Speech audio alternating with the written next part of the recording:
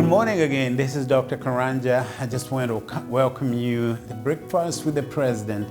And as I promised you last week, I want us to continue with the topic that we were talking about, how to deal with the challenges and how to be resilient. So I hope I hope many of you listened to one that I talked last Monday. And if you didn't, you're going to go back and watch on that. So let's complete it now.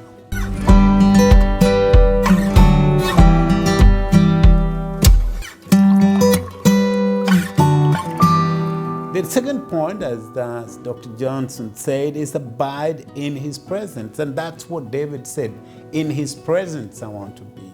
So when you abide in God, he is there. He's the resource. He's the resources for everything.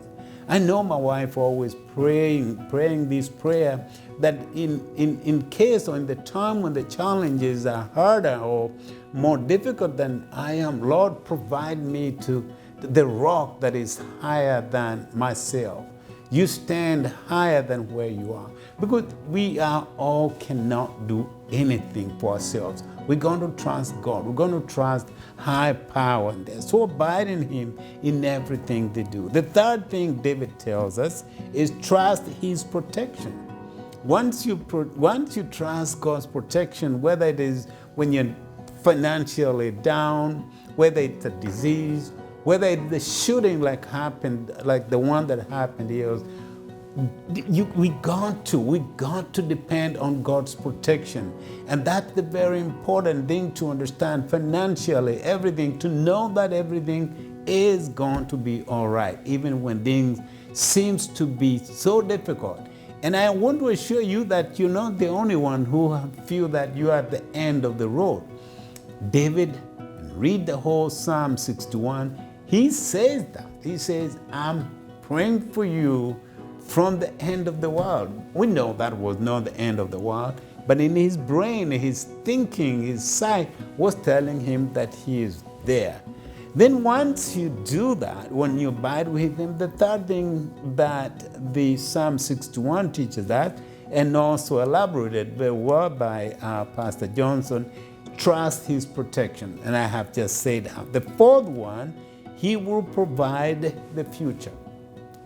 So once he gives you the protection, once you have done, when you cried aloud and you're abiding with him and you trust him, just surrender now and he's going to provide you for the future. God has been there for you. If you want to think about what God has done for you and just remind yourself, this is a song that we used to sing when we were young. It's a count the blessing one at a time, and you're going to see what God has done for you. The same thing, do that. Then this time you're going to understand that he, God, not a man, will provide you for your future. So trust your future in God's hand. So that's my thinking for this Monday. I just ask God to bless you, whatever challenges you're facing, be resilient.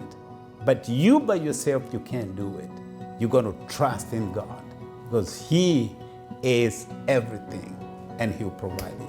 Thank you, and I look forward to seeing you again on Monday.